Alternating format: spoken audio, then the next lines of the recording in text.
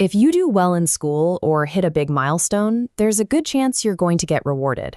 And right now, the first thing most teenagers ask for are flagship phones. You want the newest iPhone to keep up with your friends. If it isn't a phone, it's a bike, a Royal Enfield or a flashy sports bike to show off. Very few people use that moment to ask for a piece of hardware that actually requires a steep learning curve, like a high-end computer or professional camera gear. This creates a massive problem. When your budget is limited, you are forced into a choice. Buy a lifestyle to impress your peers today, or buy the tools that actually multiply your earning power tomorrow. Let's look at exactly how this plays out. This flowchart tracks a 16-year-old who is handed a strict budget of about $800 to $1,000.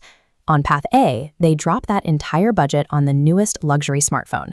They get an immediate hit of social validation, and they look cool at school. But fast forward to their mid-20s, that phone is long gone. They are stuck in a daily grind, and they have absolutely zero digital skills they can monetize. Now look at path B. They take that exact same budget and invest it in a high-end used laptop or professional camera gear. They give up the social clout. Instead of scrolling, they spend hundreds of hours isolated in their room, frustrated, trying to figure out how complex editing software works. But those hard hours compound. By 25, they have a massive baseline of high-income skills, passive revenue streams, and serious career leverage. The specific hardware you choose to buy at 16 sets the baseline for your mid-20s. It's the difference between entering the workforce with a decade of momentum or starting from absolute zero. This chart evaluates tech purchases on two metrics: social status on the bottom and wealth generation on the side. Flagship phones sit in the bottom right, maximum validation, zero wealth. Production tools land squarely in the top left, offering the highest return on skill generation. When you buy a computer with a dedicated graphics card, you physically force yourself to test its limits. You start installing advanced editing software, learning to code, and running AI models. Owning a proper mirrorless camera does the exact same thing. You end up spending your weekends figuring out lighting, cinematography, and visual storytelling. This interaction triggers a subconscious feedback loop. When you watch content, you stop consuming it passively and start deconstructing how the creator actually built it. Your brain starts to mirror the tools in your environment. By surrounding yourself with producer-grade hardware, you lower the barrier to entry, making the transition from consumer to creator a much more natural progression. Let's look at the creator economy. Producing top-tier visual effects and storytelling demands over 1,000 hours of repetitive, unglamorous practice behind a screen.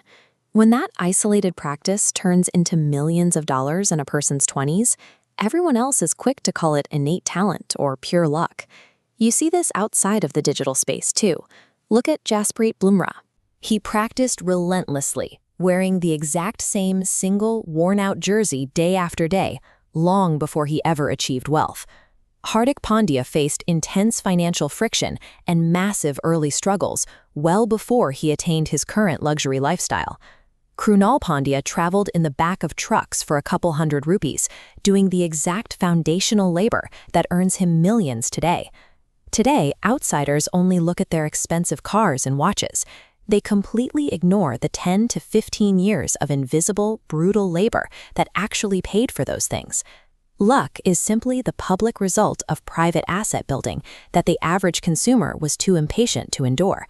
Now, think about the 25-year-old who chose the path of pure consumption as a teenager and is now trying to reverse course. It is incredibly brutal to try to learn complex systems like Premiere Pro, Python, or copywriting after you just finished an exhausting 9-to-5 workday. It's a paradox.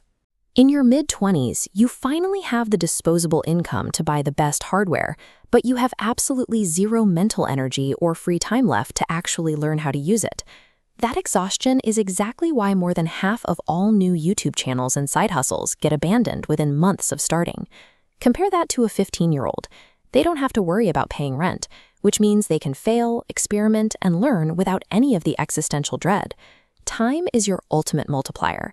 If you sacrifice your time-rich teenage years for status, acquiring wealth becomes exponentially harder in adulthood. You still need a phone, and you still need a way to get around. But there is a strategic compromise. Intentionally downgrade to previous generation technology. If you choose a refurbished or base model phone instead of the newest Pro version, you instantly free up hundreds of dollars in capital. You can deploy that exact savings to buy a high-quality microphone or an e-reader to rapidly absorb business knowledge wherever you go. The exact same logic applies to transportation. Buy a functional used motorcycle for basic commuting instead of taking on debt for a premium bike just to look good. Fulfill your utility needs as cheaply as possible. That preserves the bulk of your budget for the true wealth-generating production tools that will actually change your life. This roadmap shows how to build digital assets. Step 1. Secure a capable laptop. Step 2. Get a camera or microphone. Step 3. Invest in books and courses. Step 4. Status rewards. Luxury items are off limits until the first 3 generate income. Living below your peers' aesthetic standards for a few years guarantees a frictionless, high-earning adulthood. If you're a teenager, funnel all your part-time job money exclusively into production gear. If you're in your mid-20s, stop prioritizing expensive travel aesthetics. Stay home, shut the door, and furiously catch up on the digital skills you missed. The tools you surround yourself with physically shape the person you will ultimately become. You must purchase hardware based on the person you want to be in a decade, not the peers you want to impress tomorrow.